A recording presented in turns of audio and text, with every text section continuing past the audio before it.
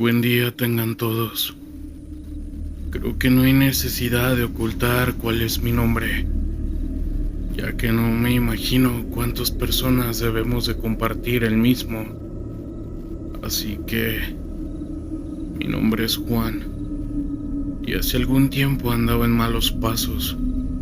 Vivía en el norte del país. Era joven y bastante estúpido, para ser honesto. El lugar donde crecí, sin duda, que era el claro ejemplo de lo que es la adulación a la narcocultura. Todos aspiraban a dedicarse a la mafia y a hacer grandes fortunas de ella. Recién un amigo mayor que yo acababa de unirse a esa vida. El compañero de juegos con el que nos juntábamos en la cuadra, ahora lo veíamos pasar en camionetas lujosas, armado y con radio, como todo un bandido. Eso era algo bastante impactante para alguien como yo, y te hacía pensar que era una vida fácil, una gran vida, pero detrás de las apariencias existe un infierno. Ese infierno por el cual hay que pasar primero. Cuando cumplí los 17, me invitaron a trabajar como puntero junto a otros amigos. Nuestra labor consistía únicamente en informarle a los mandos del cartel los movimientos del ejército o de los contrarios. El único equipo que nos daban eran un radio y un celular. Es decir, que si los enemigos nos encontraban, no teníamos nada con qué hacerles frente. Desde ahí supe lo que es arriesgar el pellejo y vivir al límite por unos cuantos pesos. Durante ese tiempo, vi caer a varias personas. Eran compañeros a manos de los contras o de las autoridades. Los que logramos aguantar hasta el final, fuimos incorporados al cartel. Ya no era más que un halcón. Ahora me había convertido en sicario. Me mandaron a un centro de adiestramiento ubicado en las montañas. En ese lugar nos enseñaban lo básico, como es el uso de armas y la supervivencia en zonas aisladas. Sus entrenamientos eran bastante recios. En ocasiones podíamos ver a lo lejos a los helicópteros de la Marina. Estos estaban rondando el área y en ocasiones veíamos las plantillas de hierba arder a manos del ejército. Pero nada de eso me hizo tirar la toalla. Al contrario, la adrenalina que sentía era una sensación sin igual, y al poco tiempo me gané un lugar entre los escoltas y un jefe de la plaza. La muerte se convirtió en un pan de cada día. Uno pierde el miedo y hasta el asco después de ver tanta sangre y barbarie. Luego de eso me mandaron a Cuba para hacerme santo, es decir, entrar al mundo de la santería. Tengo entendido que hacían eso con todos los gatilleros con la finalidad de obtener protección de las almas y seres de oscuridad, para que a su vez nosotros protegiéramos a los jefes de la muerte. Ellos me hicieron beber la sangre de un cordero, además de cortarme las venas y ofrecer la mía en un altar donde habían todo tipo de objetos e imágenes referente a algo maligno. Pero no podías negarte, ya que si decías que no o que simplemente te negabas a hacerlo, te eliminaban y buscaban a alguien más regresando a México. Participé en varios enfrentamientos y de verdad me sentía protegido contra las balas, pues nunca sufrí heridas graves a pesar del gran riesgo al que era sometido. Todos los días empecé a ver cosas y escuchar voces en mi cabeza, murmullos que no se podía entender lo que decía. Cuando me bañaba me cerraban las llaves del agua y podía escuchar a alguien caminar del otro lado de la cortina con jabón. Me veía forzado a abrir los ojos.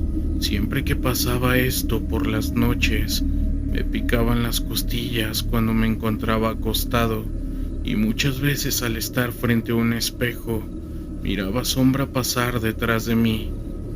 Admito que se volvió una tortura constante esa situación. De inmediato pensé en buscar ayuda en mi religión, hasta antes de todo esto, pero en Cuba nos dijeron que una vez dentro de la santería, jamás se nos ocurriera volver a pedirle ayuda a Dios, porque esto enfadaría a las entidades con las que se firmó el acuerdo, y en lugar de protección traerían desgracias a nuestras vidas. Ingenuamente creí que si no le daba importancia al asunto desaparecería, pero evidentemente no fue así. Con el paso del tiempo estas cosas fueron más y más fuertes, hasta el punto en donde ya ni siquiera podía dormir bien. Me atormentaban en mis sueños y también fuera de estos. Honestamente, no sabía qué hacer. Algunos compañeros que pasaban por lo mismo y cometieron el error de buscar ayuda y refugio en Dios, terminaban falleciendo cruelmente. En una ocasión, mientras intentaba dormir, pude sentir unas manos horribles huesudas. Estas estaban tocando mis pies. Quise rezar, pero de inmediato sentí un nudo en la garganta que no me dejó hacerlo. Y como si alguien me estrangulara, por poco me ahogo. Recuerdo que en los enfrentamientos contra enemigos o autoridades siempre salíamos ilesos. Todos aquellos que fuimos bañados en sangre en La Habana. Por mi parte, el dinero no me rendía si no me gastaba todo el mismo día en que lo recibía. Al siguiente no tenía nada. Se quemaba sin importar dónde estuviese. Varias veces ya me andaba prendiendo por tener billetes en los bolsillos. No era tonto, al menos era lo suficientemente consciente para entender que mi alma fue entregada a seres demoníacos y nada podía hacer para salirme de ahí. Un amigo intentó escapar, pero a los pocos días lo hallaron quemado en un cerro. Entonces, alguien me aconsejó encomendarme a la Santa Muerte, que solo ella podía intervenir para ambos lados, el bien y el mal. Y al pedirle a la niña blanca, esos seres que me atormentaban no se enfadarían más conmigo. Y así lo hice. Busqué a un hombre que supuestamente trabajaba con la Santa Muerte, pero también lo hacía para el cartel. Es decir, alguien como él no me iba a sacar de ese círculo maligno, sino que más bien me ayudaría a tranquilizar a esos seres infernales sedientos de sangre y vitalidad. En algún momento se sinceró conmigo y me confesó que todos aquellos hombres que eran llevados a Cuba se convertían en una ofrenda para jerarcas del infierno, y nuestras vidas ahora le pertenecían a Satanás. Siendo honestos, me dio bastante miedo la información. Saber que estaba condenado a sufrir por siempre en el infierno, que no pude evitar llorar y no dormir en varios días. Nada podía hacer, pues como máximo viviría hasta los 35 años, según las palabras de ese hombre, a menos que estuviese dispuesto a ofrecer algo mayor, con un valor a mi alma, es decir, una especie de equivalencia de intercambio. Lo pensé una y otra vez. Lo más fácil sería ofrecer las vidas de aquellos caídos por mí. Sí, pero al parecer no era tan sencillo. Tenía que darles a los demonios un alma pura y también limpia, para que aceptaran dejarme en paz. Entonces recayó sobre mí la culpa porque alguien más debía pagar por mis errores. Si pudiera ofrecer a mis enemigos, todo habría sido más fácil. A fin de cuentas, andamos en lo mismo, y el cielo es un lugar imposible para todos nosotros. No me atreví a hacerlo, a pesar de que vivía con mucho miedo. Mi situación llegó al punto donde me atormentaban a todas horas. Despertaba con rasguños en el cuerpo. Me volví muy paranoico y creía estar volviéndome loco. Era insoportable el continuar así. Entonces ese hombre me dijo que la única manera en que la Santa Muerte podía interceder por mí sería entregando pedazos de mi ser. Ya no me quedaba otra opción.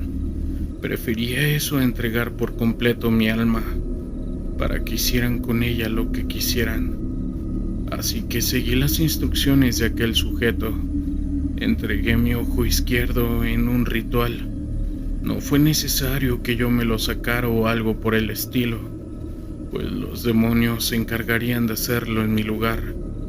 Pasaron algunos días y por fin la paz volvió a mi vida. Aquellos seres que me atormentaban se habían marchado. Por un momento creí que eso de darles mi ser en pedazos no era algo en forma literal, que solo iría tomando mi vida en partes o algo así, pero no. Poco después comencé a perder la visión del ojo izquierdo. Se empezó a secar como si fuese una pasa, hasta que lo perdí por completo. Fue entonces cuando lo comprendí. Mi ser, mi alma, sería consumida por los demonios. Poco a poco, en una especie de nuevo trato, pasaron los meses y el hombre que me estaba ayudando me buscó. Dijo que mis atormentadores querían otro pedazo. Igual de nueva cuenta yo me negué, pensando que no pasaría nada, pero de inmediato regresaron para continuar con la tortura. No me quedó de otra. Tuve que ofrecer uno de mis brazos, esta vez para poder liberarme de ellos. Y así continuó hasta la fecha. Han sido años de irlo perdiendo todo. Mi brazo lo perdí en un enfrentamiento con el ejército.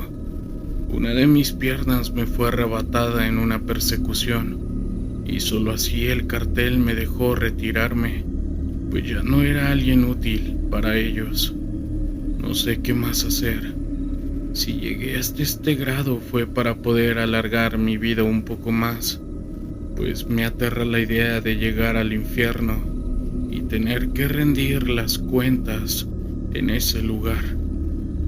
Hace aproximadamente unos años le di una de mis orejas y la forma en que la perdí fue horrible, tanto que a veces me pregunto si de verdad ha valido la pena todo lo que he hecho para aferrarme a no morir.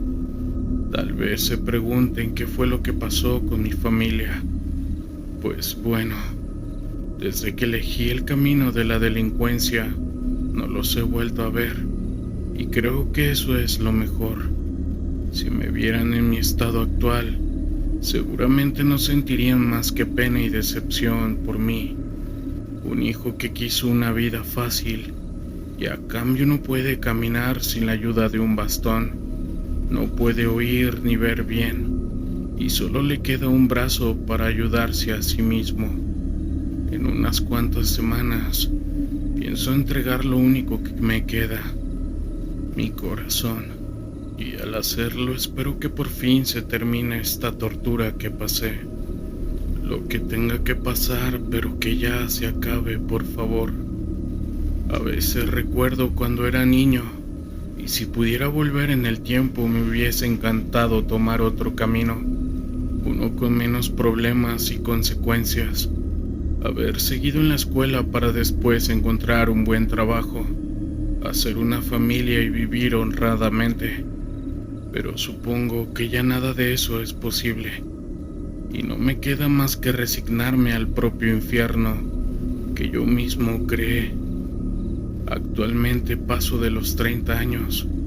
Creo que al final no hizo ninguna diferencia lo que hice y lo que estuve dispuesto a dar para que según pudiera alargar mi vida un poco más. Pero bueno, así son las cosas. Agradezco me hayan escuchado. Saludos. Historias de terror de la internet.